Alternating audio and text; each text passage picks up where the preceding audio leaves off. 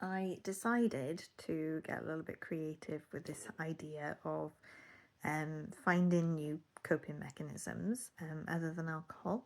And I created a little book. Basically, it's just from paper, some little scrap paper that I found. And it was just a cute little way of kind of writing my little book of coping mechanisms. And I started it with my very first coping mechanism, which is having a warm shower. And I've even put, like, at the bottom of this, I've put, like, the associated feelings with it. I don't know if you can read that. That might be back to front. But I've put invigorating, invigorated, clean, refreshed, energized, alive, and confident as well. Now this might seem like it's kind of a childlike thing to do, really. But what I wanted to do was get creative with it, put together something that I can just take with me. It's really small, it's really simple, and I can have fun doing it. So I'm going to put my little book of coping mechanisms together, just to help me get through the rest of dry January, because I want to have this little book ready for if I need to have little coping mechanisms available to me, um, other than alcohol, because I don't know what it is about. I think, I watch a lot of things, and the very first thing that we think of sometimes is, let's have a drink to kind of calm ourselves down. And I think it's just because we haven't got other coping mechanisms set aside, so that, it doesn't become something that we rely on. I will be putting something new in there today, because I did find that today, talking about what I can do and what I do have available to me, it was something that I used as a coping mechanism. So my brain was trying to tell me about all the stuff that I didn't have, all the stuff that wasn't, working for me.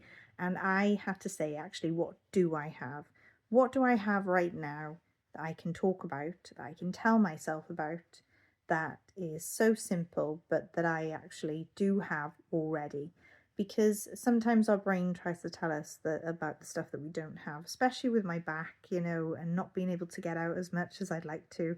It's told me that I don't have, certain things I used to have before, which is one of the things is my health, and that is getting better. It's improving. So I had to look at what do I have, and that might be something so simple, like I have running water. I can pour a glass of water, and that's huge. I have food in the fridge, and it's those tiny little simple things, just telling yourself a list of things that you have already in your life that is already good.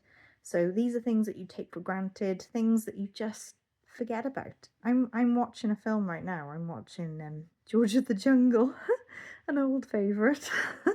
I haven't seen it in so long, right? That's crazy.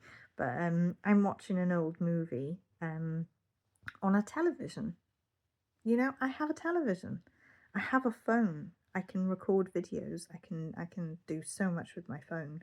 And these things are things that we just take for granted. Do you know what I mean? We just think, oh, everybody has a phone.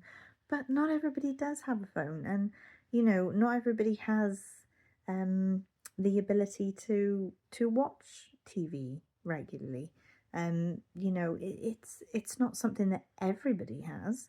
A lot of people might have it, but it's not something that everybody has. And it's something that we just take for granted that people didn't have years ago.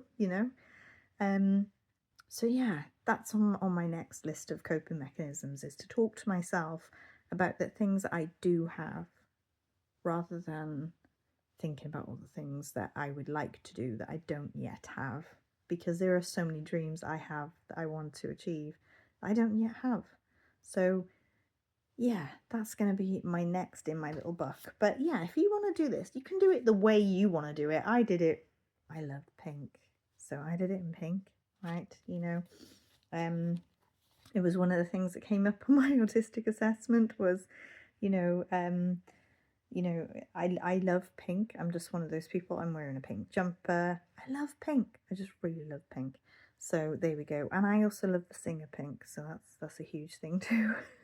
But I've done mine in pink, and it's quite colourful and it's quite childlike really, and it's quite fun. I've done it with felt tip pens, just to make it an enjoyable experience. But you do you, do it the way that you want to do it.